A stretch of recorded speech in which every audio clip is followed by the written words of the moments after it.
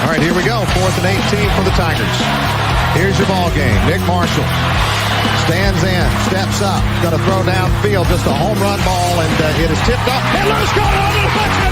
Lewis is going to score. Lewis is going to score. Lewis is going to score. Touchdown Auburn. Touchdown Auburn. A miracle in Jordan Hare. A miracle in Jordan Hare. 73 yards, and the Tigers with 25 seconds to go. 43 to 38. He's over there. 3 wide out from the top of the picture. Stewart with time. Lets it go. He's got 3 people down there. The ball's up in the air. Caught. Touchdown.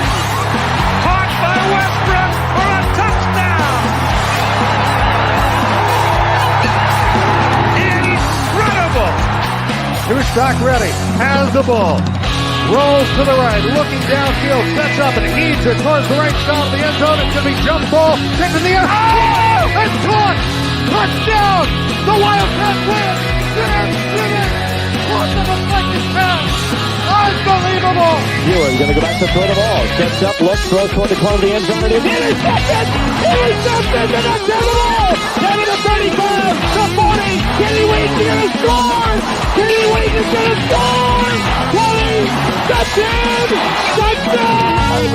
Kenny Whitten on the interception! Here we go. Here's your ball game, folks, as Rudy takes the snap. He drops straight back, has some time. Now he scrambles away from one hit. Looks, unclutches a deep one for the end zone. Phelan is down there. Oh, he got it! He got it! He got it!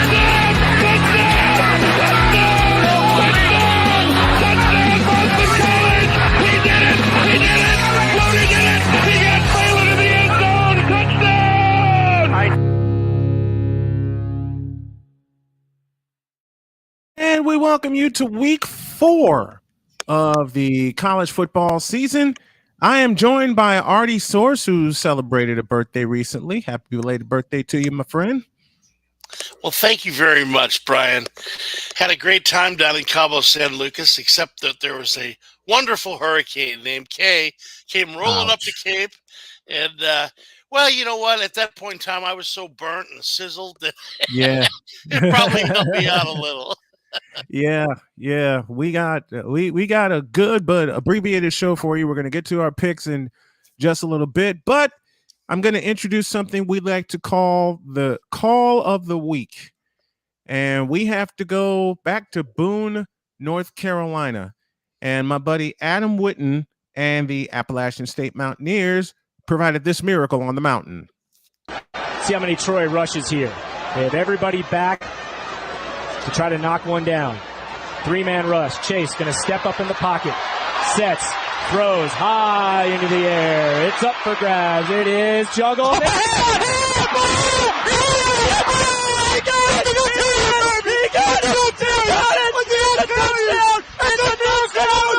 a touchdown! Miracle on the mountain! Miracle part 2!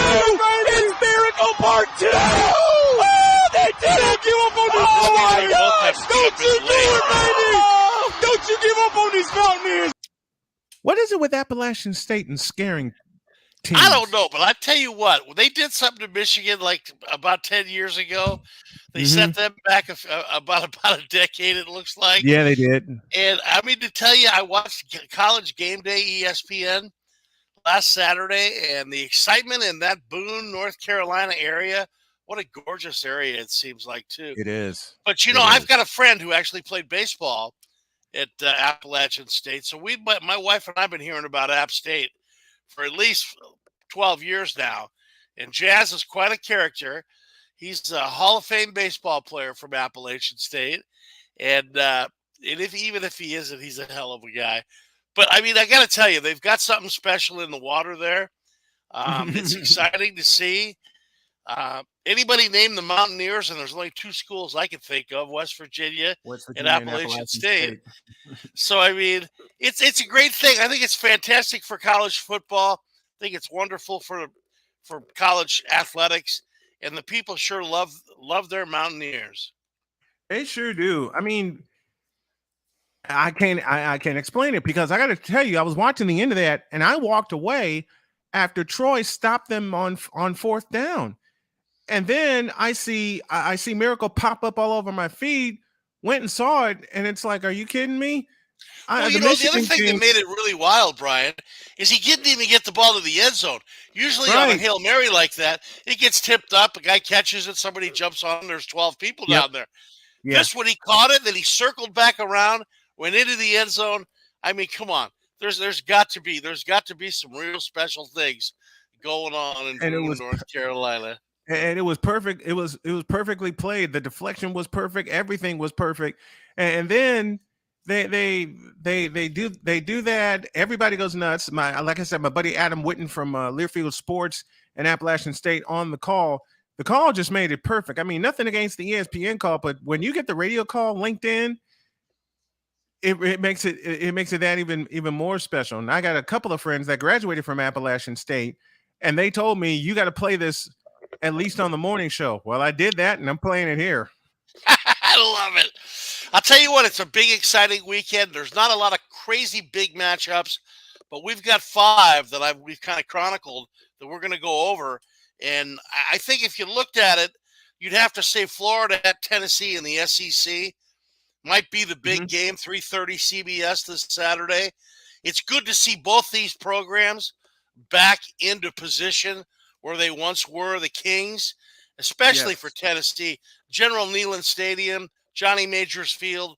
It should be fantastic with all the orange and right there sitting on the river. It's going to be a great, great atmosphere, and I'm happy for CBS because I'm sure they were not too happy with what happened last week as Penn State Exactly. went into Auburn and kind of cleaned them up a little bit. And drubbed them. Yeah, They went into Auburn. They went into Auburn and drubbed them. Last year it was a competitive game. This year, right. not so much. Well, Brian Harsin, that was a very interesting hire. I looked at that hire and I said, well, why would a guy from Boise State want to come coach at the Plains down in Auburn? I mean, it's a completely different world. And now we're starting to see, just even after 1 year, they're having second thoughts about it. But I'll Yep. tell you what, it's exciting. There's some good games. Who do you like in that particular game? The numbers are very simple.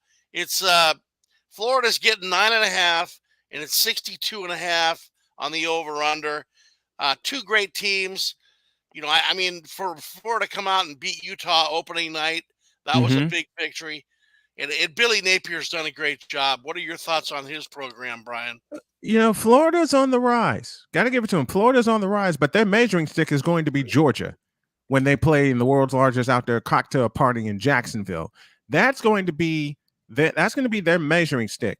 Well, this is kind of a measuring stick game as well, especially for Tennessee.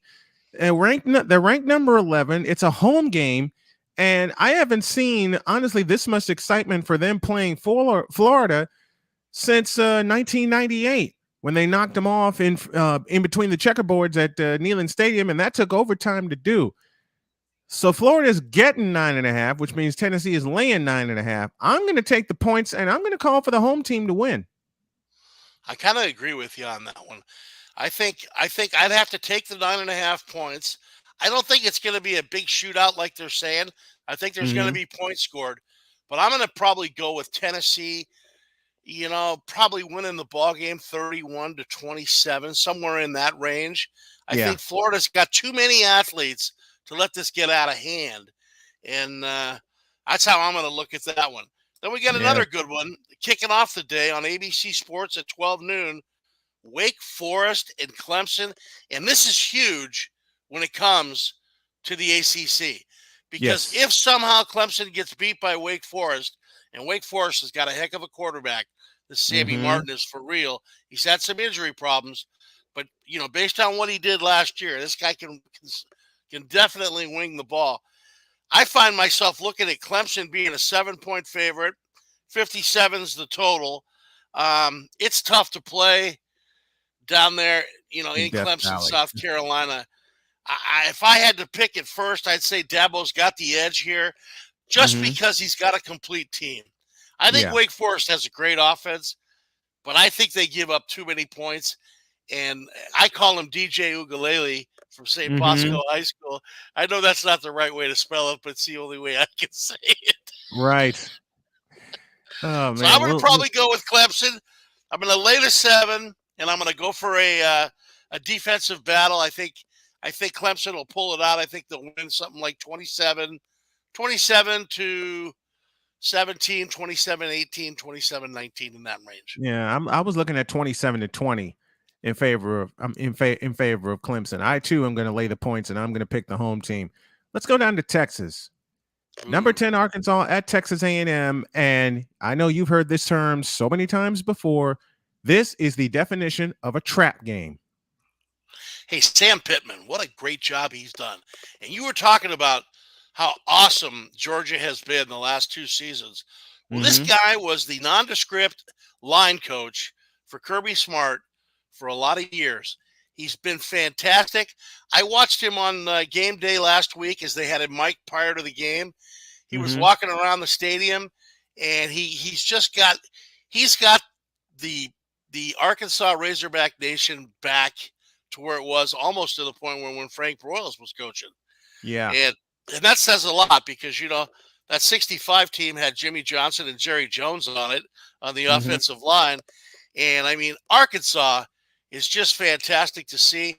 And then on the other hand, you've got Jimbo, and really Jimbo's on the hot seat. I mean, he kind of averted things last week. he went to a quarterback that I've been waiting for him to go to, and it panned out for him.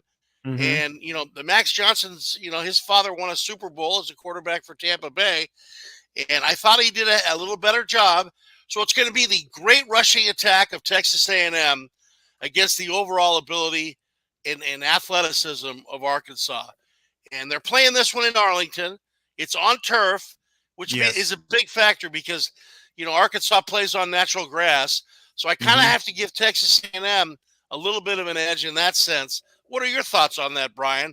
I mean, the numbers are -2 and 48, pretty low over total. Yeah. Yeah, and I'm going under.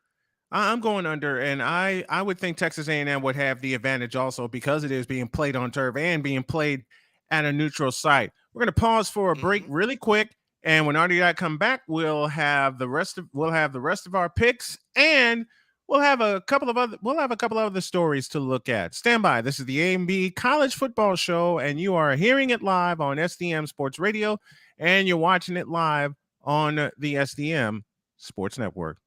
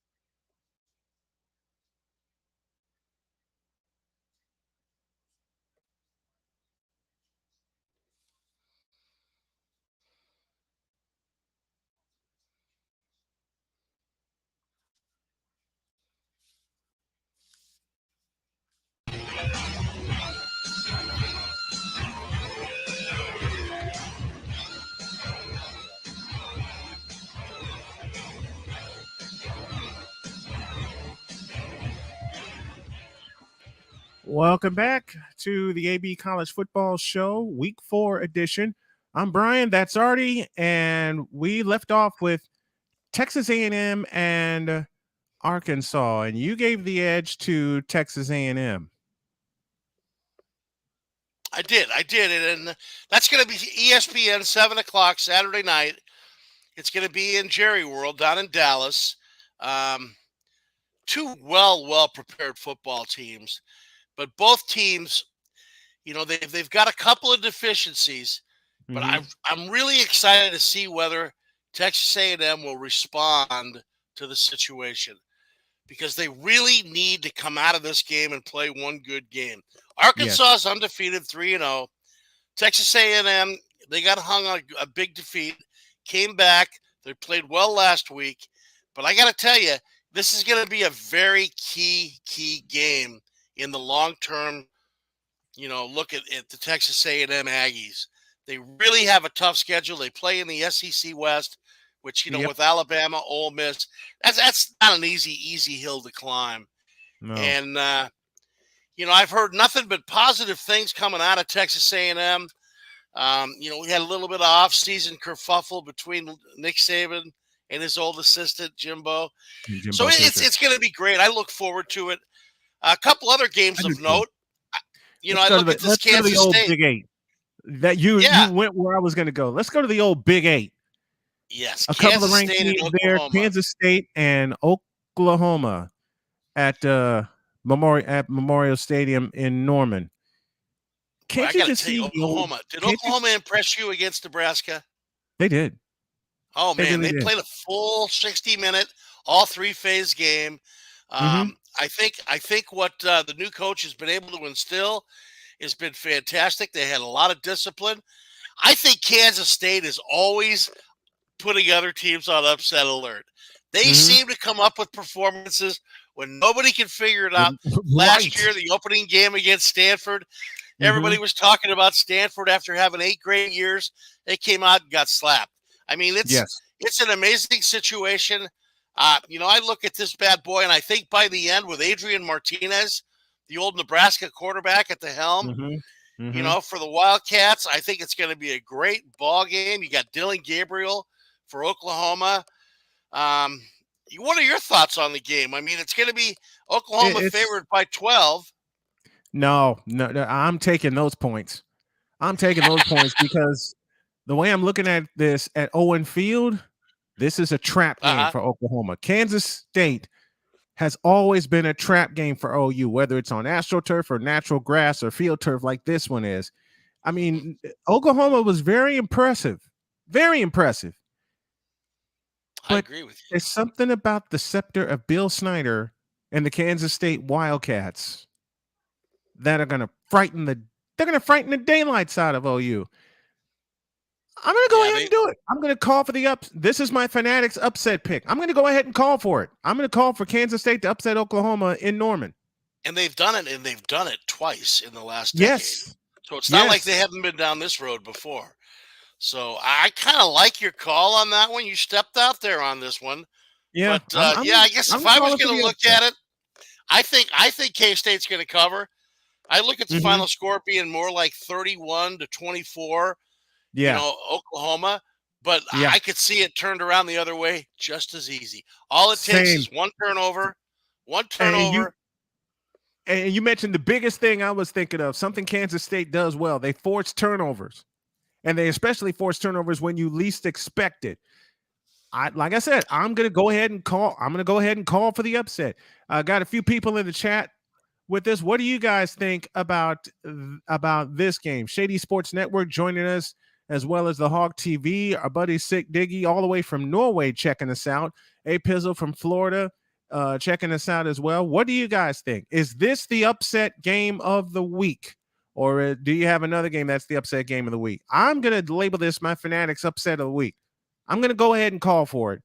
It's Kansas State. It's Oklahoma. It's at Owen Field. I believe this is a trap game for Oklahoma. Last game we're going to look at Pac-10 at night, not Pac-12, Pac-10 at night. I'm old and I'm old school. We're going to Oregon State. We're going to Reser Field. It's USC at Oregon State.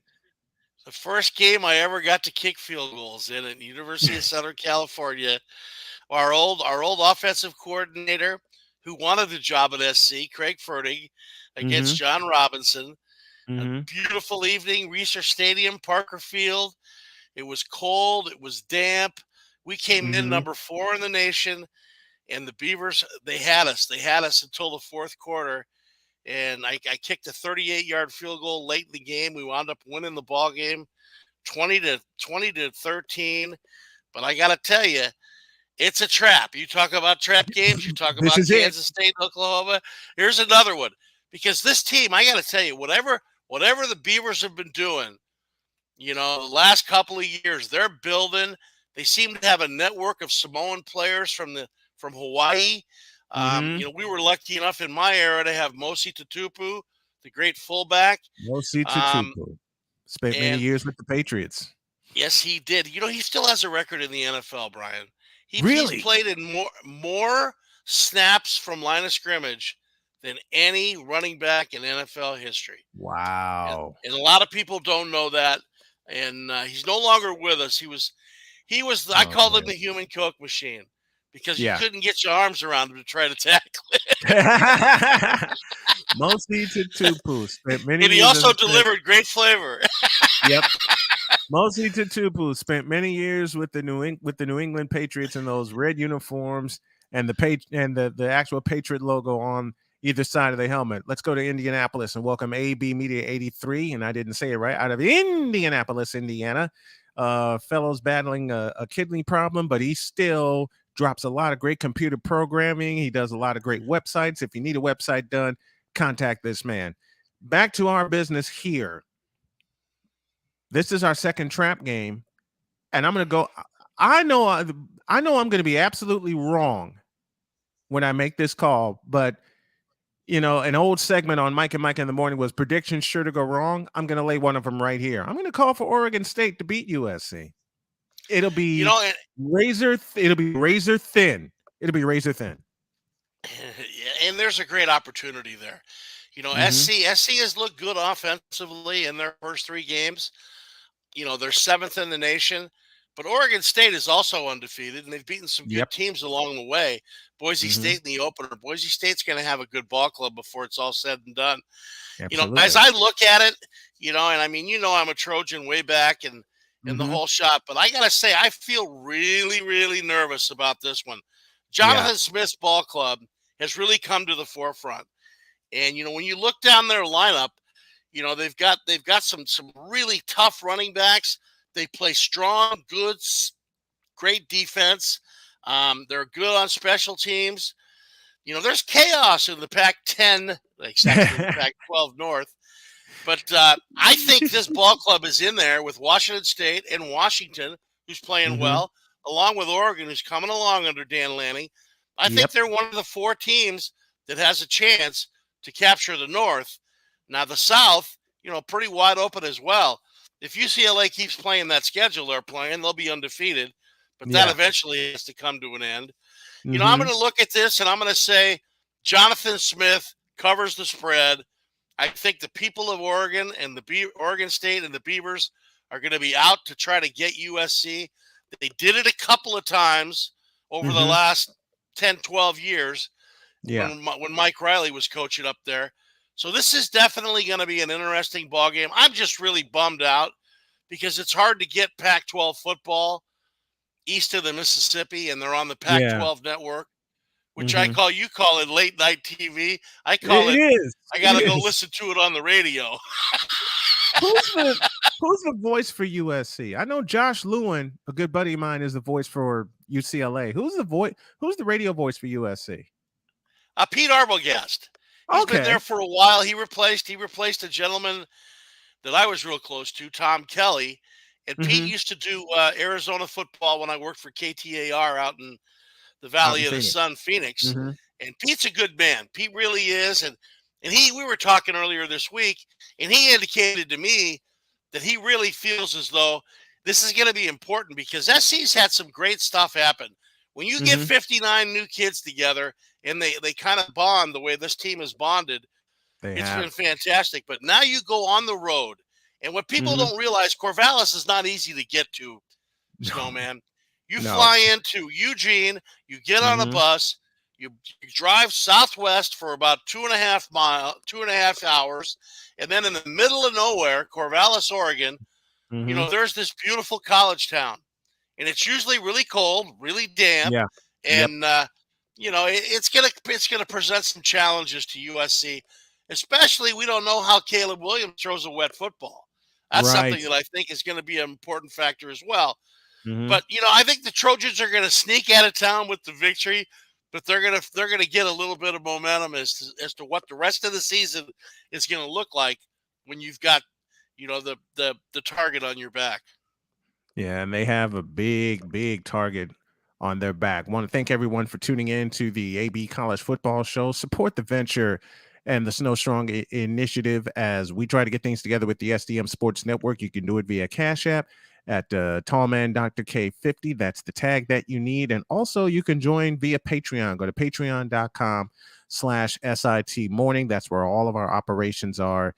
And we're working on getting some more sponsors. Artie's gonna help with that, and we're really gonna make this take off, not just for this year, but the future as well, especially with the expansion coming. That's Artie Source. I'm Brian Snow. We want to thank y'all for tuning in to week 4 of the AB College Football Show. I will have a better setup for us so we can really make this streamlined and really make it good.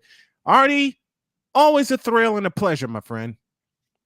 I love it, Snowman. Thank you very much, and I love it. You just do a great job, and I'm proud of you. Thank you so very, very much. And y'all know I'm going to be working on the set for me and for those of you watching and for those of you listening via SDM Sports Radio and the SDM Sports Network. Thank you. Artie and I will be back next Wednesday to discuss week 5 and the pending panic that will happen in week 4. If it's anything like we saw in Boone, North Carolina, hold on to your seats, folks. God bless y'all. We'll do it next week. All right, here we go. 4th and 18 for the Tigers. Here's your ball game. Nick Marshall stands in, steps up, going to throw downfield, just a home run ball, and it is tipped up. And Lewis going on the deflection. Lewis is going to score. Lewis is going to score. Lewis is going to score. Touchdown Auburn. Touchdown Auburn. A miracle in Jordan Hare. A miracle in Jordan Hare. 73 yards. And the Tigers, with 25 seconds to go, lead 43 to 38. He's over there. 3 wide outs at the top of the picture. Stewart with time. Lets it go. He's got 3 people down there. The ball's up in the air. Caught. Touchdown. Caught by Westbrook for a touchdown. Incredible. Newstock ready. Has the ball. Rolls to the right, looking downfield, sets up and heaves it towards the right side of the end zone. It's going to be jump ball, kicked in the air. Oh! It's caught! Touchdown! The Wildcats win! Get it! Caught the deflected pass! Unbelievable! He's going to go back to throw the ball. Sets up, looks, throws toward the corner of the end zone. It is Intercepted! Intercepted! The next down the ball! Down to the 35! The 40! Kenny Wheaton is going to score! Kenny Wheaton is going to score! 20! Touchdown! Touchdown! Kenny Wheaton on the interception! Here we go. Here's your ball game, folks, as Rudy takes the snap. He drops straight back, has some time. Now he scrambles away from one hit. Looks, unclutches deep one for the end zone. Phelan is down there.